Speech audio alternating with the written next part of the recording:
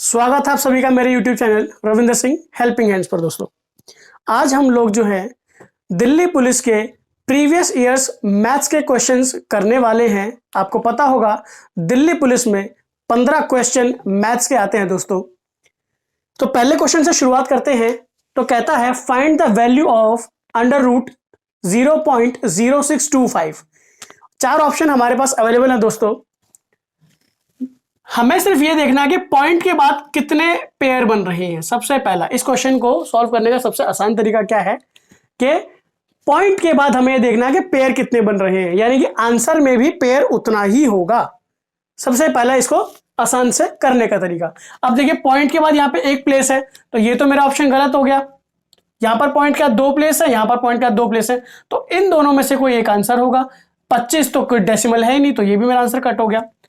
अब देखते हैं कि दोनों में से कौन सा आंसर ठीक हो सकता है। आपको पता ही होगा कि 625 का स्क्वायर रूट जो होता है वो 25 होता है, तो मेरे पास ये आंसर बच रहा है, यानी कि ये आंसर करेक्ट होगा।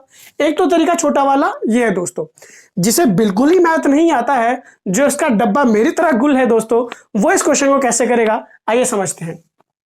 इसने कहा कि अंडर रूट में 0.0625 है दोस्तों। अब अगर मैं यहां से पॉइंट हटाता हूं तो यहां पर बचता है दोस्तों मेरे पास 625 अपॉन 10,000 और होल अंडर रूट। अब स्क्वायर और स्क्वायर रूट अगर आपने कभी पढ़े होंगे तो आपको याद होगा दोस्तों कि 625 का जो स्क्वायर रूट होता है वह 25 होता है, और 10,000 का स्क्वायर रूट जो है दोस्तों 100 होता है। तो 100 को आप 25 से आप डिवाइड करोगे तो यू विल गेट 6.025, जो कि हमारा आंसर भी बिल्कुल करेक्ट है। आगे बढ़ते हैं अपने दूसरे प्रश्न की ओर।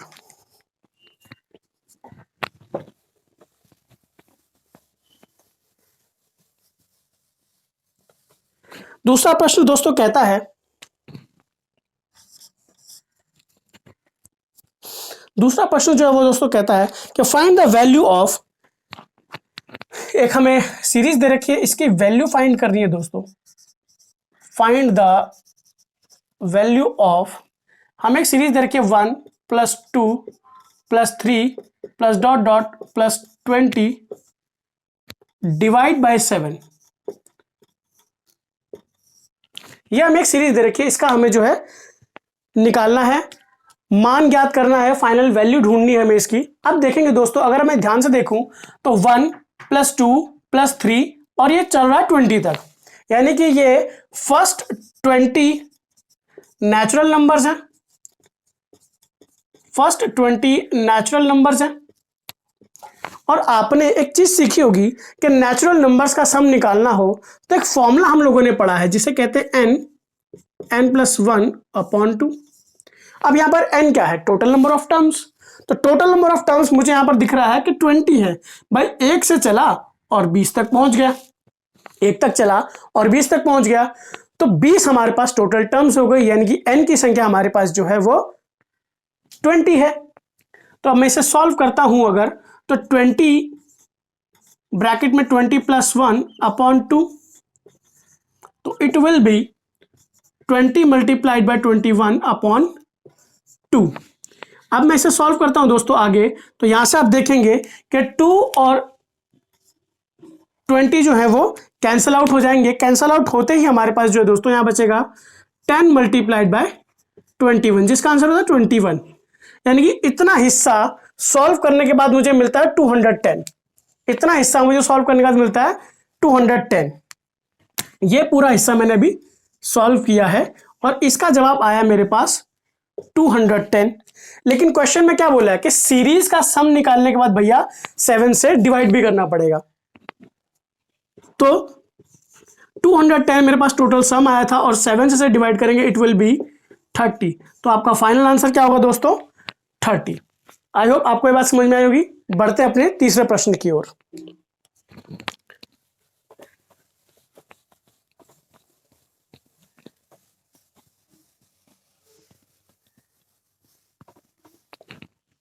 हमारा तीसरा प्रश्न कहता है दोस्तों कि which of the following is greater than 2/3, कि विच ऑफ द फॉलोइंग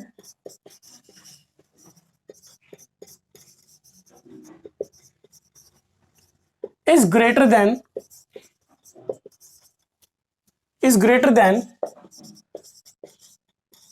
2/3। हमारे पास कुछ ऑप्शंस अवेलेबल हैं, वो ऑप्शंस ये है दोस्तों कि 1/2 एक ऑप्शन है, बी जो ऑप्शन है वो 3/7 है, सी बाय जो ऑप्शन है वो 4/7 है, और डी जो ऑप्शन है वो दैट इज 6/7। तो देखते हैं दोस्तों कि कौन सा फ्रैक्शन इससे बड़ा है। अगर मैं इसे डिटेल्ड एक्सप्लेनेशन में जाऊं तो मैं इस फ्रैक्शन को परसेंटेज में कन्वर्ट करके भी कर सकता हूं। अगर मुझे इसे छोटा रखना है, मुझे अपना समय बचाना है एग्जाम में, तो मैं इसे कंपेयर करके भी कर सकता हूं। अब वो कंपैरिजन कैसे होगा देखते हैं दोस्तों।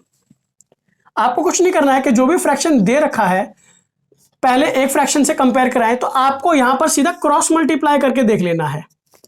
अगर आप इसे क्रॉस मल्टीप्लाई करते हैं दोस्तों, तो यहां से 2 दूनी बनता है 4 और यहां बनता है 3 एकम 3। क्या ये 1/2 से बड़ा आया? तो मेरा पहला ऑप्शन जो है वो गलत हो गया। इसी प्रकार जो है मैं अपना दूसरा ऑप्शन भी चेक कर लूंगा, 2/3 जो है वो 3/7। अब इसे फिर से क्रॉस मल्टीप्लाई किया जाए, तो हमें जो मिलेगा आंसर दोस्तों वो मिलेगा 7 2s are 14 and 3 3s are 9। ये तो अगेन छोटा हो गया, तो मेरा ये वाला ऑप्शन भी गलत हो गया। इसी प्रकार अब मैं चेक करता हूं 2/3 और 4/7 को, इसको भी क्रॉस मल्टीप्लाई करके देखा तो 14 और 12 ये भी छोटा हो गया, यानी कि ये आंसर भी गलत है। तो लास्ट एक आंसर हमारे पास बचता है 6/7, तो इसका मतलब करेक्ट वाला यही होगा। कंपेयर भी करके देख लेते हैं सो दैट आप ये ना कहें कि ये तो तुक्का लग गया। तो 6:7, तो इसको क्रॉस मल्टीप्लाई किया तो 7 2s are 14 and that is 18। अब ये संख्या इससे बड़ी आई है, इसका मतलब हमारा correct option will be 6/7। I hope आपको ये बात समझ में आएगी दोस्तों। आगे बढ़ते हैं अपने अगले प्रश्न की ओर।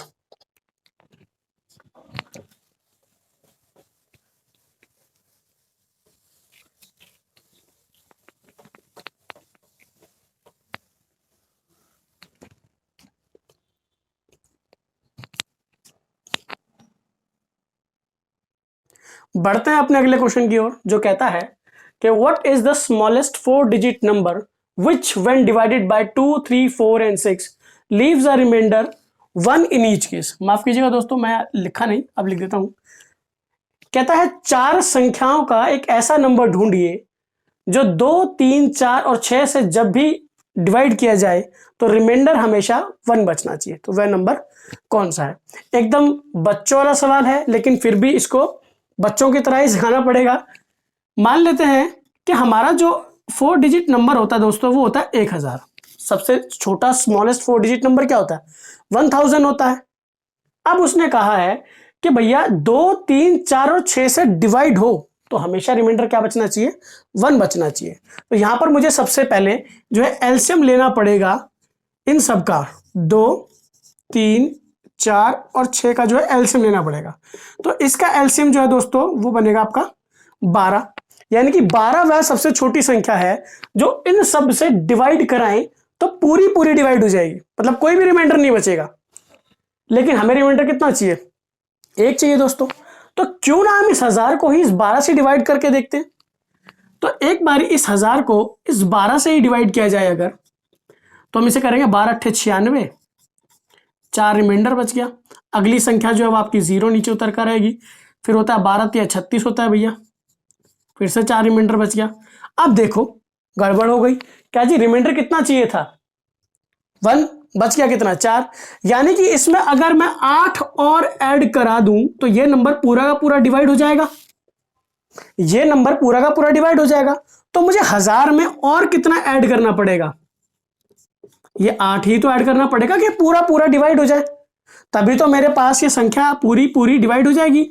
लेकिन क्वेश्चन में उसने क्या कहा कि भैया रिमाइंडर हमेशा 1 बचना चाहिए। और रिमाइंडर 1 कब बचता है? जब संख्या विषम हो। कहने का मतलब है जब संख्या ऑड हो। तो 1 रिमाइंडर बचना चाहिए। ये मेरे पास सबसे छोटा नंबर है, तो मेरे पास जो रिक्वायर्ड स्मॉलेस्ट नंबर होगा वो क्या होगा? रिक्वायर्ड स्मॉलेस्ट नंबर जो होगा दोस्तों वो होगा हमारा 1008 जमा 1, बोले तो 1009 आपका फाइनल आंसर है दोस्तों। आई होप आपको ये बात समझ में आएगी दोस्तों। आगे बढ़ते हैं अपने अगले प्रश्न की ओर और जानते हैं उसके बारे में।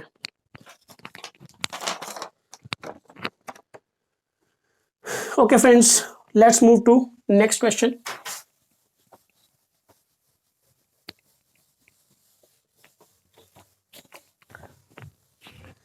पांचवा क्वेश्चन जो है वो ये कहता है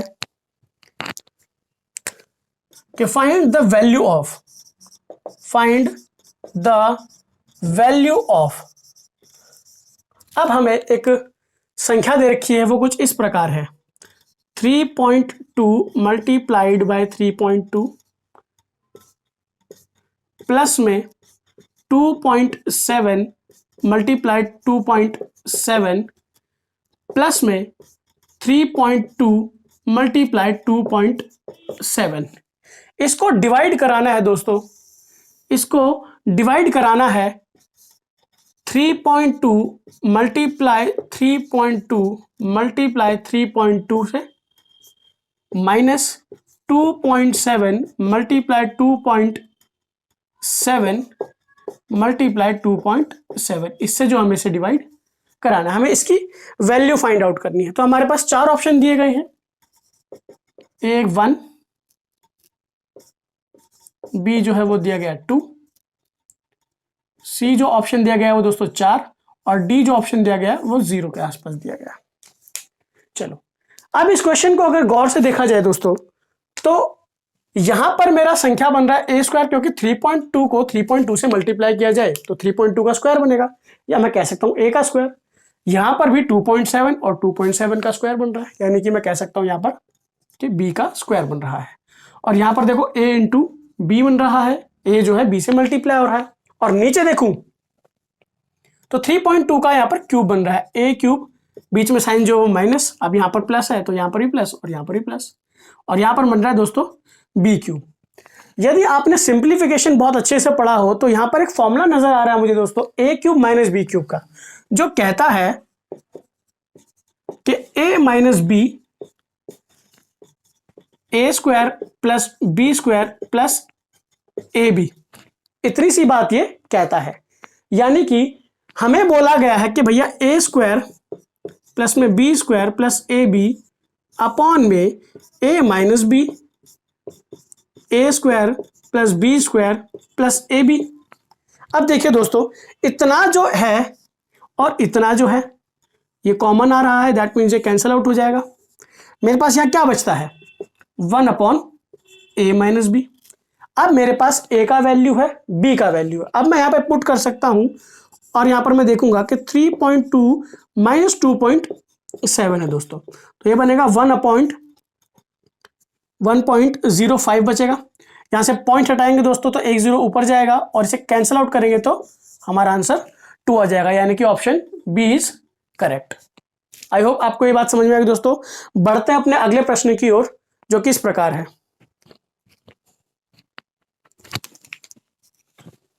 अपने अगले प्रश्न की ओर, जो कि इस प्रकार है, if a number A is 30% less than another number B and B is 20% more than 150, then what is the value of A. मुझे एक बात कही गई है कि मेरे पास कोई दो नंबर हैं ए और बी।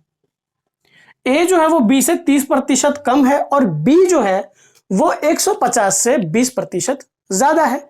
तो सबसे पहले अगर मैं बी की बात करूं तो बी जो है वो 150 से भैया 20% ज्यादा है। किसका ज्यादा है? इसी का ज्यादा होगा। प्रतिशत का मतलब क्या होता है? बटे में 100। अगर मैं यहां से कैंसिल आउट करूं और ये 30, तो 150 में जो है 30 जोड़ा जाए, यानी कि बी का वैल्यू जो है भैया वो 180 है। बी का वैल्यू जो है 180 है। उसने पूछा है वैल्यू ऑफ ए, और वो किससे कितना कम है? 30% कम है। यानी कि ए की जो वैल्यू हो जाएगी दोस्तों वो हो जाएगी 180 में 30% की कमी करनी पड़ेगी, माफ कीजिएगा, कमी करनी पड़ेगी 180 में। अगेन इसे सॉल्यूशन करा जाए दोस्तों तो it will be 180 minus 54, that will be 126। तो ए का वैल्यू हमारे पास क्या आ जाएगा दोस्तों? 126। तो 126 हमारा करेक्ट आंसर हो जाएगा दोस्तों। बढ़ते हैं अपने अगले प्रश्न की ओर, जो कि इस प्रकार है।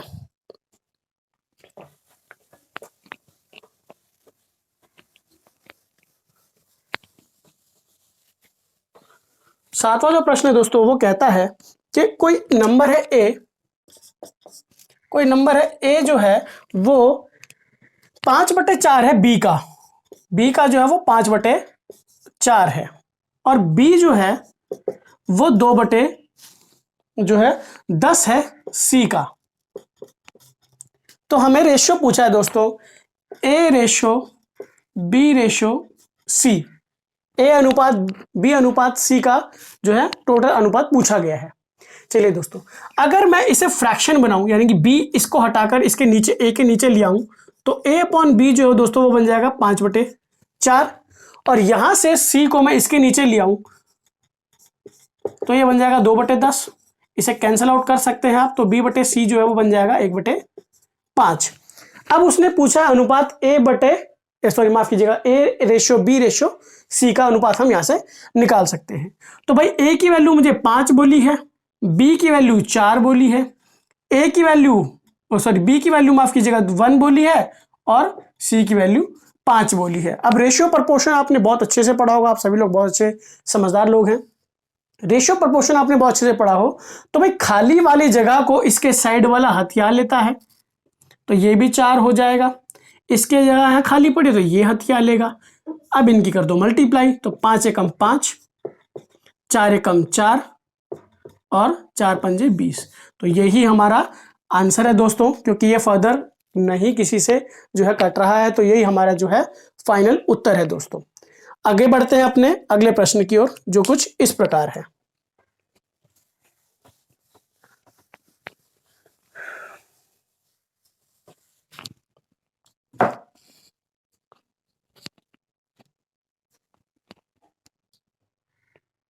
बढ़ते हैं अपने अगले क्वेश्चन की ओर, जो कहता है एवरेज का क्वेश्चन है।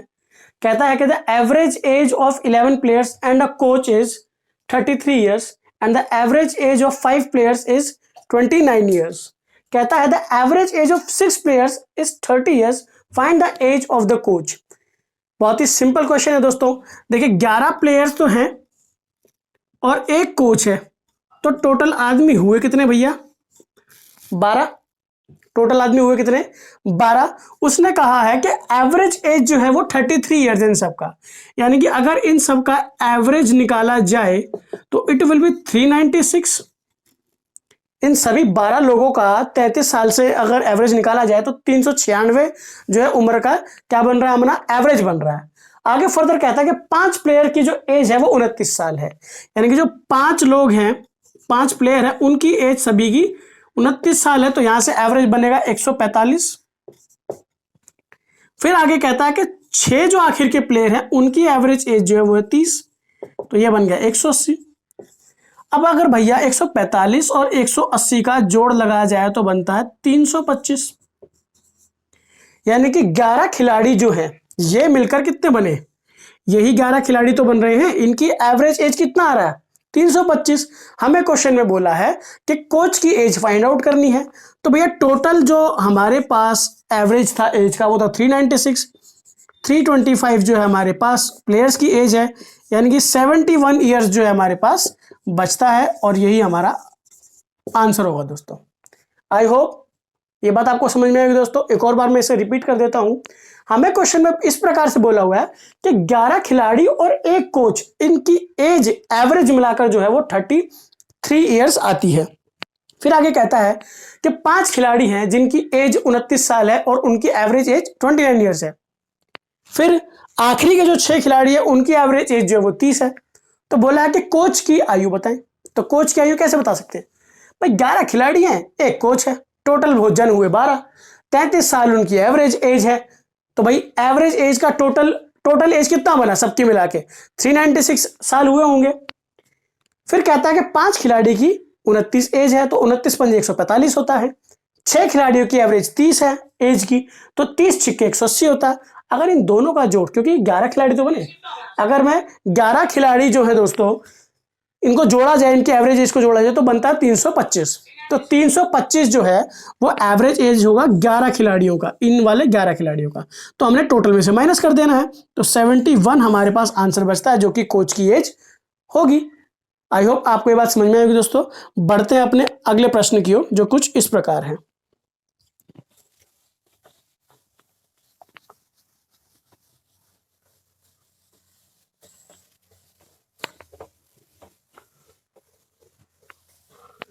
अगला क्वेश्चन दोस्तों कहता है कि what will be the difference, what will be the difference between CI and SI, between CI and SI on a sum of rupees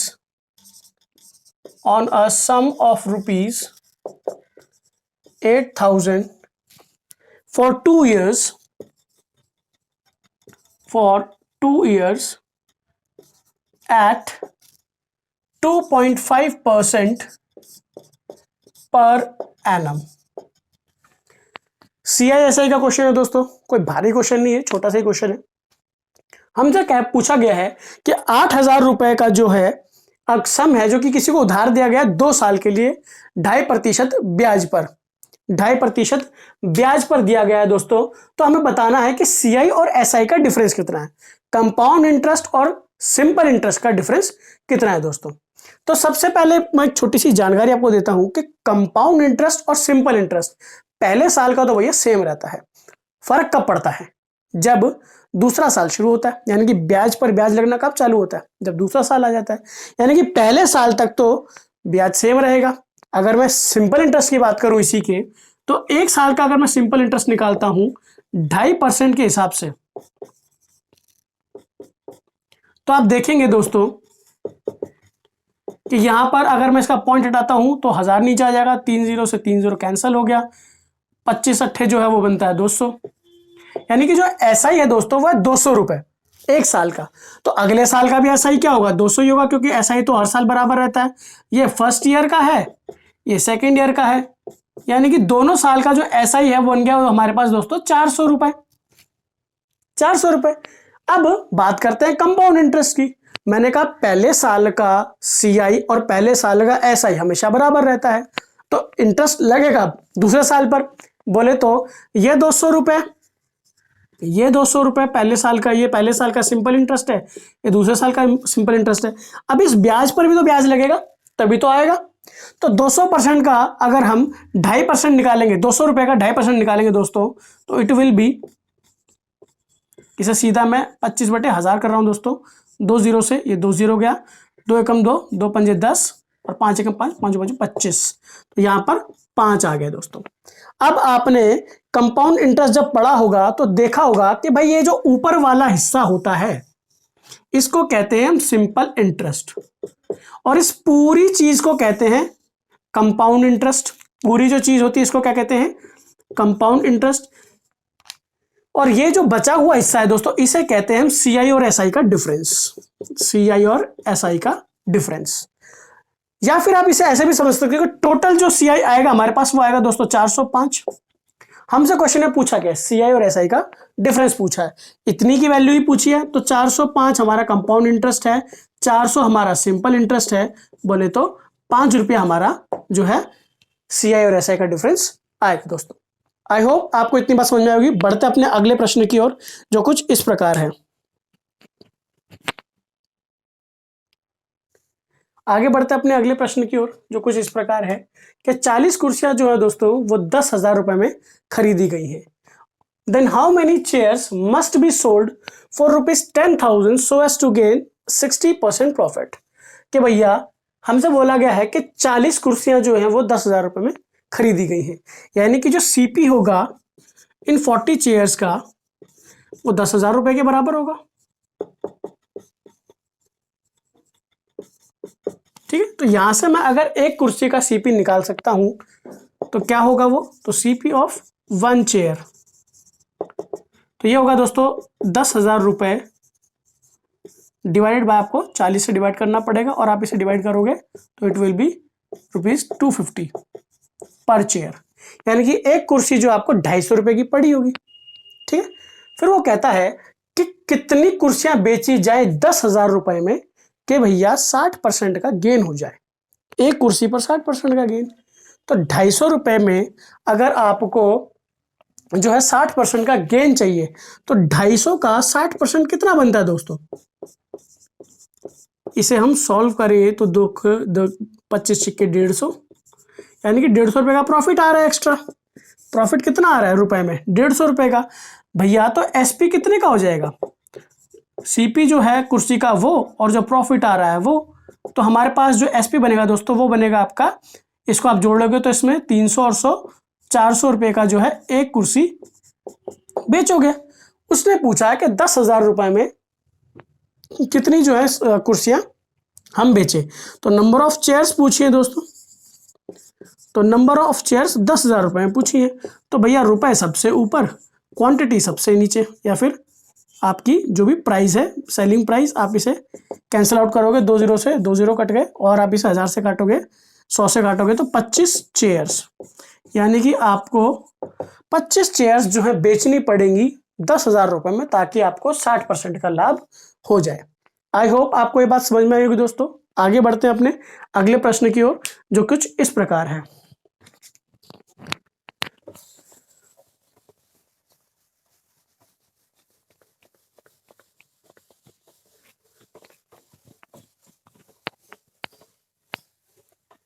अगला प्रश्न जो है दोस्तों वो कहता है कि पीयूष मार्क्स द प्राइस, कि Piyush marks the price of his article 30% more than his CP, यानी कि cost price. if he sells for rupees 780 after allowing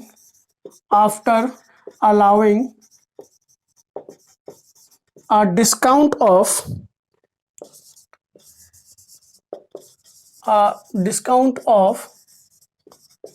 20%, then what will be the cost price? Then what will be the cost price of that article? हमसे question में ये पूछा गया है दोस्तों। कोई भारी क्वेश्चन नहीं है, छोटा सा ही क्वेश्चन है। अगेन आप देखेंगे दोस्तों कि पीयूष ने, या लेटर सपोज मैं पीयूष हूं, मैं क्या करता हूं, कोई सामान खरीद कर आता हूं, लेटर सपोज मैं मार्कर खरीद कर लेकर आता हूं, और मैं इसकी कीमत जो है 30% किसी को बढ़ाकर बताता हूं। तो यहां पर भी यही हुआ, क्या पीयूष की कोई आर्टिकल लेकर आया, उसे 30% ज्यादा पर मार्क कर दिया, और फिर उसे बेचा 780 रुपए में। बेचा कैसे, उस पर 20% का जो उसने डिस्काउंट भी दिया है। तो सीपी क्या रही होगी? तो बहुत ही हल्का सा क्वेश्चन, को ज्यादा भारी क्वेश्चन नहीं है दोस्तों। अब आपको पता होगा, जब मैं कोई सामान का लिए पैसा देता हूं, किसी सामान के लिए मैं लेटर सपोज मैंने इस मार्कर के लिए पैसा दिया, तो मेरी दी गई रकम मेरे लिए तो 100% है। यानी कि किसी भी चीज के लिए आप कोई रकम देते हो तो वो एक पूरी वैल्यू होती है, पूरी 100% होती है। तो मैं लेट कर लेता हूं कि जो सीपी है वो 100 यूनिट रहा होगा, और उसने मार्क्ड प्राइस, यानी कि जो उसका मार्क्ड प्राइस होगा 30% बढ़ा के बताया, तो भाई 100 का 30% 30 ही होता है, तो 130 यूनिट का बता दिया होगा। ठीक है, उसने 130 का बता दिया होगा, यानी कि जो बंदा खरीदेगा तो वो तो इसी रेट पर खरीदेगा ना, इसी रेट पर खरीदेगा। तो ये उस बंदे के लिए सेलिंग प्राइस भी हो जाएगा, एसपी भी हो जाएगा। लेकिन क्वेश्चन में कह रहा है कि वो 130 में नहीं 780 में बेच रहा है। तो यानी कि जो एसपी आएगी यहां से दोस्तों, वो आएगी 780 अपॉन में 130। एक यूनिट की वैल्यू 6 रुपए, एक यूनिट की वैल्यू जो है 6 रुपए आ जाएगी। अब उसने हमसे पूछा है कि 20% का उसने जो है डिस्काउंट भी दिया है, 20% का जो उसने डिस्काउंट भी दिया है। तो हम इस बात को ऐसे समझेंगे कि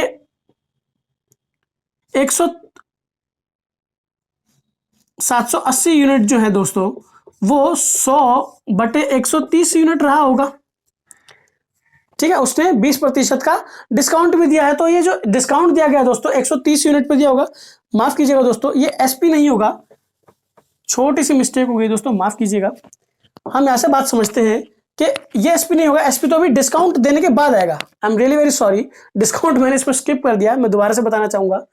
या दोबारा से इसको शुरू करते हैं और कहते हैं कि भाई पीयूष ने जो क्वेश्चन मैंने बताया, जो पीयूष ने आर्टिकल लिया वो 30% ज्यादा बढ़ाकर बताया, तो 100 का लिया होगा तो 130 का बताया होगा, फिर उसने कहा कि 20% का एक्स्ट्रा डिस्काउंट भी दिया है।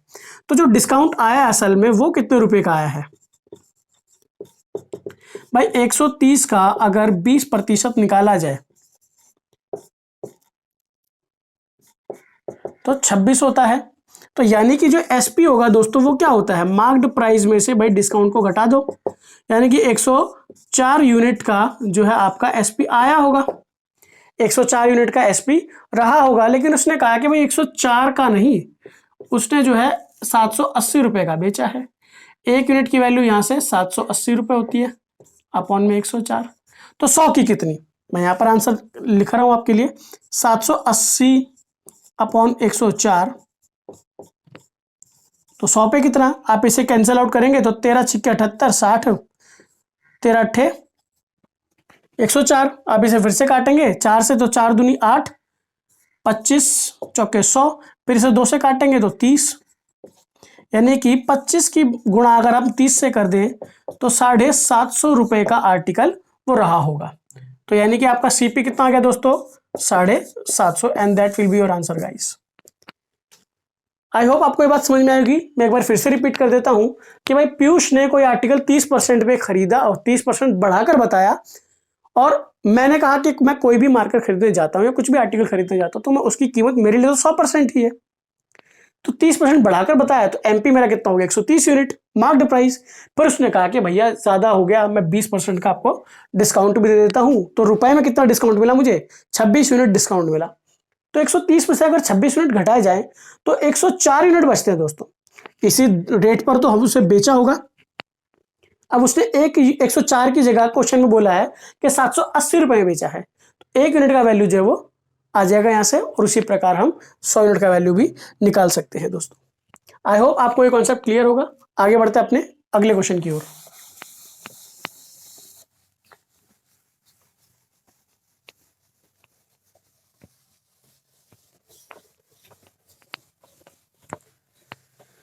आगे बढ़ते हैं दोस्तों अपने अगले क्वेश्चन की ओर, जो कहता है कि what will be the ratio. 12वां क्वेश्चन जो है वो ये कहता है कि what will be the ratio of the area of square and area of a circle inscribed in it। तो बहुत ही सिंपल सा क्वेश्चन है दोस्तों, कोई भारी क्वेश्चन नहीं है। अगेन आपने देखा कि उसने क्वेश्चन में बोला है कि कोई एक स्क्वायर है, कोई एक स्क्वायर है, उसने कहा कि उसके अंदर एक सर्कल इंस्क्राइब्ड है, ऐसे कुछ करके। तो आपको पता होगा कि सर्कल की, माफ कीजिएगा, स्क्वायर की तो सारी साइडें बराबर होती है, सारे जो एंगल्स होते हैं वो 90 डिग्री के होते हैं। सारी साइडें बराबर तो रोम्बस की भी होती हैं, लेकिन सारे एंगल 90 डिग्री के नहीं होते हैं। और जो सर्कल होता है, सर्कल की सेंटर से एक लाइन गुजरती है जो सर्कल को टच करती है दूसरे एंड तक, उसको उसके डायमीटर कहते हैं। और उसी का जो आधा होता है, यानी कि इतनी जो लेंथ होगी वो आपकी रेडियस होती है, वो आपकी रेडियस होती है। उसने हमसे क्वेश्चन में पूछा है कि रेशियो बताओ एक स्क्वायर और एक सर्कल का, जो कि सर्कल स्क्वायर के अंदर इंस्क्राइब्ड है। तो आपको सबसे पहले एरिया की बात करते हैं। तो अगर आप स्क्वायर का एरिया समझे तो वो होता है दोस्तों ए स्क्वायर, या कई लोग इसे साइड इंटू साइड या साइड का स्क्वायर भी कह देते हैं, इसको साइड का स्क्वायर भी कह देते हैं। तो आप ए स्क्वायर कहो, साइड इंटू साइड कहो, या साइड का स्क्वायर कहो, बात एक ही है। बात करते हैं सर्कल की। तो सर्कल का जो एरिया का फॉर्मूला होता है दोस्तों वो होता है पाई आर स्क्वायर। ये पाई क्या चीज है, पाई बेसिकली एक इरेशनल नंबर है जिसकी कांस्टेंट वैल्यू दैट इज 22/7, या कुछ केसेस में इसको हम 3.14 भी कंसिडर करते हैं। ये एक इरेशनल नंबर है। तो पाई आर स्क्वायर और साइड स्क्वायर, इसका हमसे रेशियो पूछा है। तो ये जो लाइन है दोस्तों, ये पूरी लाइन जो है इस लाइन के बराबर होगी। तो क्यों ना हम एक ऐसी साइड मान ले जिसका आधा करना बड़ा आसान हो। तो क्यों ना मैं इसे 14 मान लूं, साइड को, तो मेरा आर क्या हो जाएगा 7 हो जाएगा यहाँ से। अगर मैं ये पूरी लेंथ 14 मान लेता हूँ तो इसका आधा आर रेडियस क्या बन जाएगा 7। ऐसा जरूरी नहीं है, कई लोग कहते हैं कि आपने 14 ही क्यों माना, कुछ और मान लीजिए, कोई परेशानी नहीं। ऐसा कोई भी नंबर ले लीजिए जिसका आधा करना आसान हो जाए और वो इस 7 से कैंसिल आउट होता हो। मतलब 7 से ऐसा कोई भी टेबल ले लीजिए जो 7 से डिवाइड हो रहा हो कोई नंबर और उसका आधा करना भी पॉसिबल हो, तो आपको क्वेश्चन में आसानी रहेगी। उसने क्वेश्चन में बोला है, हमसे रेशियो पूछा है, तो भाई रेशियो क्या बनेगा a का स्क्वायर अपॉन में पाई आर स्क्वायर, यही हमारा रेशियो बनेगा। तो रेशियो क्या हो जाएगा 14 इंटू 14, पाई बोले तो 22/7 और आर का स्क्वायर है तो 7 इंटू 7, इस 7 से ये 7 कट गया भैया, यहां बचता है 14 इंटू 14 अपॉन में 22 इंटू 7 हमारे पास बचता है।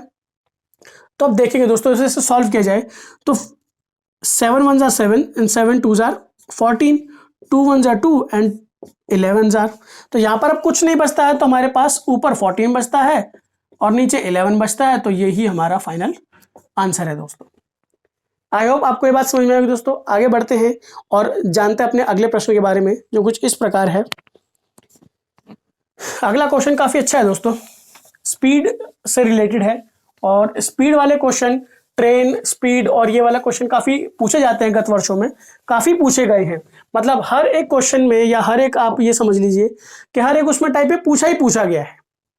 स्पीड वाला क्वेश्चन आपको एक छोटा सा कंसेप्ट बता देता हूं कि जो स्पीड होता है दोस्तों वो एक्चुअली में होती क्या है। डिस्टेंस अपॉन टाइम फॉर्मूला सबको पता है, डिस्टेंस अपॉन टाइम ये फॉर्मूला सबको पता है, लेकिन एक्चुअली में होता क्या है। इसे हिंदी में चाल कहते हैं दोस्तों स्पीड को, ठीक है। डिस्टेंस जो होती है वो हमारी दूरी होती है, दूरी बटा समय तो हमारी स्पीड होती है। चलिए मैं कहता हूं कि भाई मैं यहां से यहां गया और ये टोटल डिस्टेंस है दोस्तों 100 किलोमीटर, एक जगह से दूसरी जगह गया और ये डिस्टेंस जो है वो 100 किलोमीटर है।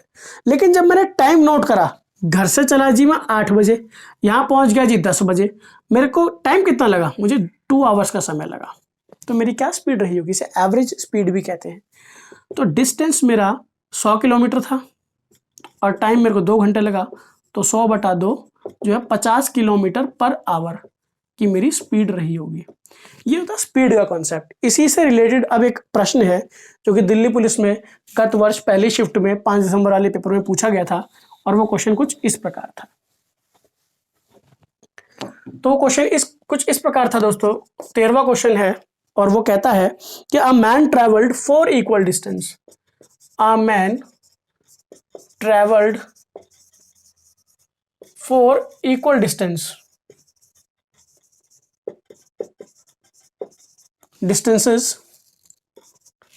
at distance of 3 kilometer each, 3 kilometer each at different speed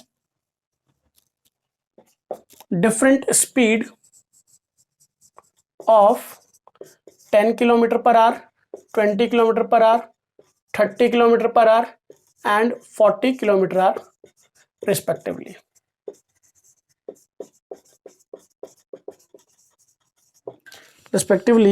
और हमसे पूछा है कि what is the average speed. तो find average speed, again average speed का अभी कंसेप्ट समझाया मैंने, ठीक है दोस्तों। 4 इक्वल डिस्टेंस ट्रेवल कर, लेट अस सपोज एक स्क्वायर सा बना लेते हैं।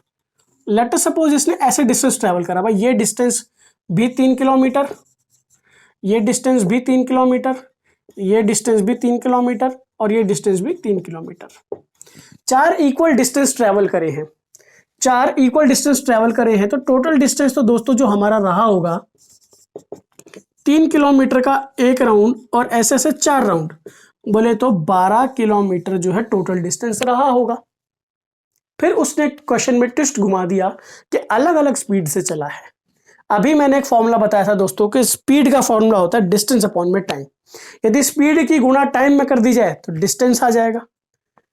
तो यहां से मैं कह सकता हूं कि भैया यहां से चला होगा वो 10 की स्पीड पर, यहां चला होगा जी वो 20 की स्पीड पर, यहां चला होगा जी 30 की स्पीड पर और यहां चला होगा जी 40 की स्पीड पर। यानी कि अगर इनका सबका टाइम निकाला जाए, इन सब का टाइम निकाला जाए, क्योंकि एक फॉर्मूला है दोस्तों, speed equals to distance upon में टाइम। अगर यहां से टाइम निकाला जाए, किसने कितना समय लिया, तो टाइम का फॉर्मूला क्या बनता है, डिस्टेंस अपॉन में स्पीड। तो इस बंदे ने पहला राउंड लगाने के लिए जो टाइम लिया होगा दोस्तों, डिस्टेंस अपॉन में स्पीड। इस बंदे ने जो टाइम लिया गया होगा वो लिया 3/20, फिर इसने 3/30, फिर इसने 3/40। ये सारा टाइम इन्होंने लिया होगा, और ये सारा टाइम हम ऐड कर देंगे, क्योंकि एवरेज टाइम चाहिए हमें तो एवरेज टाइम चाहिए। अब लेंगे इसका एलसीएम, तो 10, 20, 30, 40 सबका एलसीएम जो दोस्तों वो बन जाएगा 120। 10 की गुणा 120 यानी कि 12 से गुणा करनी है, तो इसकी गुणा भी 12 या 36। 20 की गुणा 12 से, तो 20 छिक्के 120, तो 6 18। 30 की गुणा 120, तो 4 से, तो 4 की गुणा 3 से, तो 3 चौके 12। 40 की गुणा 120 यानी कि 3 से, तो 3 तिया 9। यानी कि जो हमारी एवरेज टाइम रहा होगा वो क्या रहा होगा, 28, 18 और 12 30, 30 और 36, 66, 66 और 9, जो हमारे पास 75 रहा होगा दोस्तों। यानी कि 75/120 जो हमें एवरेज टाइम लगा होगा। अब हमारे पास जो फॉर्मूला था वो ये था कि स्पीड जो है वो क्या होती है, डिस्टेंस अपॉन में टाइम। ये वाला फॉर्मूला हमारे पास था। तो एवरेज स्पीड आ जाएगी यहाँ से, 12 किलोमीटर जो है हमारे पास एवरेज था, और ये 75/120 हो जाएगा। अब इसे करेंगे सॉल्व, तो ये 12/75 इंटू 120 हो जाएगा, ऊपर चला जाएगा घूम के। तो अब इसे सॉल्व करेंगे दोस्तों, 25 से काटा, 25 या 75, 5 से काटा माफ कीजिएगा, तो 15 पंजे 75 और 24 से। अब आप इसे मल्टीप्लाई करेंगे, तो 24 की गुणा जो है आप इससे करेंगे, फिर से इसे 3 से काटिए, 3 पंजे 15, 3 अट्ठे 24, तो 12 अट्ठे 96, 96/5 जो है आपका आंसर हो जाएगा। अब इसे कैंसिल आउट करेंगे फर्दर, तो it will be 19.2 kilometre per hour. ये हमारा दोस्तों, आगे बढ़ते हैं अपने अगले क्वेश्चन की ओर, जो कुछ इस प्रकार है।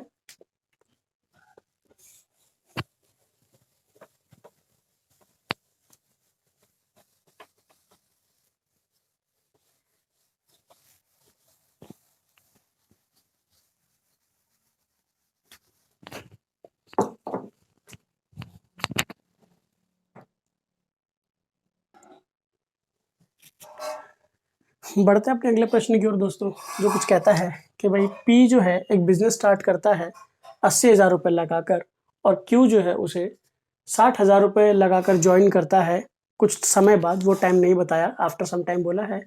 If the profit earn at the end of the year was in ratio 2:1, after how many months did Q join. भाई पी ने 80,000 रुपये लगाकर कोई बिजनेस शुरू किया, और कुछ समय बाद जब क्यू ने देखा कि इसका बिजनेस तो चल पड़ा है, क्यों ना मैं भी इसे ज्वाइन कर लूं, तो क्यू ने उसे ज्वाइन करा 60,000 रुपए की इन्वेस्टमेंट लगाकर। अगर साल के बाद रेशियो जो आया प्रॉफिट का वो आया 2:1 का। अब आपको एक छोटी सी पार्टनरशिप में एक चीज पता होगी कि भाई जो जितने ज्यादा पैसे लगाता है प्रॉफिट उसका उतना ज्यादा होता है। मतलब प्रॉफिट शेयरिंग जो होती है वो हमेशा इन्वेस्टमेंट के अकॉर्डिंग होती है। ऐसा नहीं है कि भाई मैंने 100 रुपये लगा दिए, बंदे ने 300 रुपये लगा दिए, प्रॉफिट जो होगा वो 50-50, ऐसा नहीं होता है। जो है आपका बेसिकली इन्वेस्टमेंट के हिसाब से ही आपका प्रॉफिट होता है। तो जो पी था इसने बिजनेस शुरू करा भैया 80,000 रुपए से, और जो क्यू था उसने बिजनेस शुरू करा 60,000 रुपए से। साल के बाद यानी कि पी के पैसे तो लगे भैया पूरे के पूरे 12 महीने, इसके नहीं पता कितने महीने लगे, क्योंकि उसने तो कुछ टाइम बाद ज्वाइन करा और प्रॉफिट बटाया साल के बाद, तो पी के पैसे तो पूरे के पूरे लगे होंगे। अगर इन दोनों का रेशियो निकाला जाए तो आप देखेंगे यहाँ से 4 0 कैंसिल आउट होते हैं, ठीक है। और आप देखिए और क्या कर सकता है, यहाँ से 6 कम 6, 6 दूनी 12, तो यानी कि 16:x का रेशियो हमारे पास आ रहा है। लेकिन उसने क्या बोला, प्रॉफिट जो हुआ है दोस्तों वो हुआ 2:1 पे। ये थी आपके इन्वेस्टमेंट और टाइम, इन्वेस्टमेंट इंटू टाइम, ये तो होती है ना पार्टनरशिप या प्रॉफिट। तो 16 से जो प्रॉफिट आया है वो दोस्तों आया है 2 का, यानी कि ये पक्का पक्का 8 से डिवाइड रहा होगा, यानी कि ये यूनिट अगर यहाँ डिवाइड हुई है तो यहाँ तक पहुँचने के लिए मुझे 8 से मल्टीप्लाई करना पड़ेगा, यानी कि 8 महीने के लिए पैसा लगाया गया होगा। 8 महीने तक तो 60,000 रुपये उसने लगाया है, लेकिन क्वेश्चन में उसने ट्विस्ट डाल दिया कि कितने महीने बाद पी के बिजनेस शुरू करने के बाद उसने ज्वाइन करा। तो 8 महीने पैसा लगा है, यानी कि 12 महीने में से अगर 8 महीने निकाल दिए जाएं तो 4 महीने बाद उसने उसे ज्वाइन किया होगा। And that is your answer guys. I hope आपको ये बात समझ में आई होगी। आगे बढ़ते हैं अपने अगले प्रश्न की ओर, जो कि कुछ इस प्रकार है।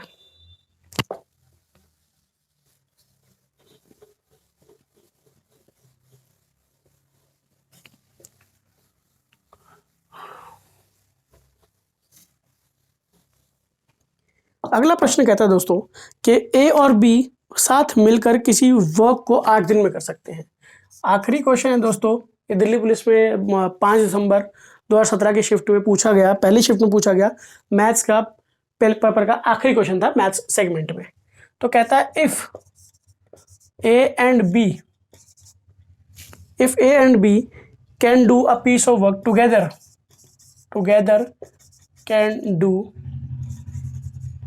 can do a piece of work in 8 days. आगे क्वेश्चन में बोलता है कि एंड बी अलोन, माफ कीजिएगा, A alone can do it in 12 days.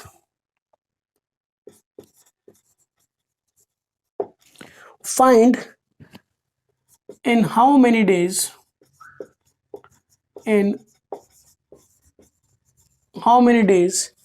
B alone can finish the whole work. चलिए दोस्तों बढ़ते हैं इस क्वेश्चन की ओर, और अप्रोच जो है वो दोनों तरीके से सिखाऊंगा कि दो क्वेश्चन जो है वो दो तरीकों से हो सकता है। पहले टाइम बचाने वाला तरीका जो हम लोग सीखते हैं, उसने बोला कि ए और बी साथ मिलकर किसी काम को 8 दिन में कर लेते हैं और अकेला ए जो है वो 12 दिन में कर लेता है। अगर 8 और 12 का एलसीएम निकाला जाए तो वो होता है 24, यानी कि ये इसकी जो एफिशिएंसी होगी वो होगी 3 की रफ्तार से, इसकी एफिशिएंसी होगी 2 की रफ्तार से। यानी कि ए और बी जब साथ मिलकर काम कर रहे थे तो 3 की दर से काम कर रहे थे, और ए अकेला जब काम कर रहा था वह 2 की रफ्तार से काम कर रहा था। अगर मैं यहां से ए की एफिशिएंसी को घटा दूं तो बी की एफिशिएंसी यहां पे कितनी आ जाएगी, यानी कि अकेला बी जो है वो 1 की एफिशिएंसी से काम कर रहा था। टोटल वर्क था कितना, 24। ये जो एलसीएम आता है दोस्तों इसी को हम अपना टोटल वर्क समझते हैं। तो टोटल वर्क था कितना भैया, 24। बी की एफिशिएंसी है कितनी, 1, तो उसे दिन कितने लगेंगे, 24 डेज। ये था तरीका हमारा जो हम एग्जाम में अप्रोच अपना सकते हैं दोस्तों। अब इसे बेसिक तरीके से कैसे करना है जो हमने स्कूल में सीखा है वो क्या है। देखो कोई भी काम जो होता है वो 1 यूनिट होता है, यानी कि जो टोटल वर्क है वो 1 यूनिट होता है, 1 यूनिट होता है। उसने कहा कि ए और बी जो है वो दोनों मिलके इसी काम को 8 दिन में कर लेते हैं, इतना टाइम लगा रहे हैं, वो इतनी एफिशिएंसी से काम कर रहे हैं, और ए जो है वो इसी काम को इतने दिन में कर रहा है। यानी कि मैं यहां से कह सकता हूं कि 1/12 जो है वो बी के साथ मिलेगा तब 1/8 में काम होगा। तो यहां से बी कितने दिन में काम कर लेगा, 1/8 में से यदि 1/12 को घटा दिया जाए तो इट विल बी 24 इनका एलसीएम होगा, और 12 - 8 दैट इज 4/24, 4 माफ कीजिएगा दोस्तों, अगर इनका एलसीएम लिया जाए तो इट विल बी 24 एलसीएम लिया जाएगा, तो 8 को 24 से कराना हो तो 3, 12 को 24 से तो 2, तो 2 एकम 2, तो इट विल बी 1/24, यानी कि 1 यूनिट काम जो है वो 24 दिन में हो जाएगा। तो बी जो है वो इसको करने में 24 डेज जो है लेगा। आई होप आपको ये बात समझ में आई होगी दोस्तों। ये क्वेश्चंस थे 15 जो कि दिल्ली पुलिस ने 5 दिसंबर 2017 के पेपर में पूछे थे मैथ्स के सेक्शन में। सभी क्वेश्चंस हम लोगों ने देखे हैं और कल जो है हम एक और 6 दिसंबर के सेट के मैथ्स के क्वेश्चंस को देखेंगे। वहां पर क्या क्वेश्चंस पूछे गए थे उनको भी सॉल्व करेंगे। यदि आपको मेरा वीडियो अच्छा लगता है दोस्तों तो आप मेरे चैनल को सब्सक्राइब कर सकते हैं, लाइक कर सकते हैं और शेयर कर सकते हैं। और आने वाली सभी वीडियोस की नोटिफिकेशन के लिए बेल आइकन जरूर दबाएं दोस्तों। इस सब को हमारे जो है प्रचार प्रसारित हमारे 2 चैनल है दोस्तों। मैं बता देता हूं कि हमारे 2 चैनल हैं जिस पर मैं काम करता हूं दोस्तों। एक तो आपके समक्ष जो है वो मेरे ही नाम से है, दैट इज रविंदर सिंह, और एक है दोस्तों हेल्पिंग हैंड्स। तो दोनों ही चैनल मेरे हैं दोस्तों। इन दोनों ही चैनल पर मैं अपनी जो है वीडियोस लेकर आता हूं। आप सभी का शुक्रिया मुझे इतना प्यार देने के लिए। हम जो हैं आपके आभारी हैं। धन्यवाद। जय हिंद दोस्तों।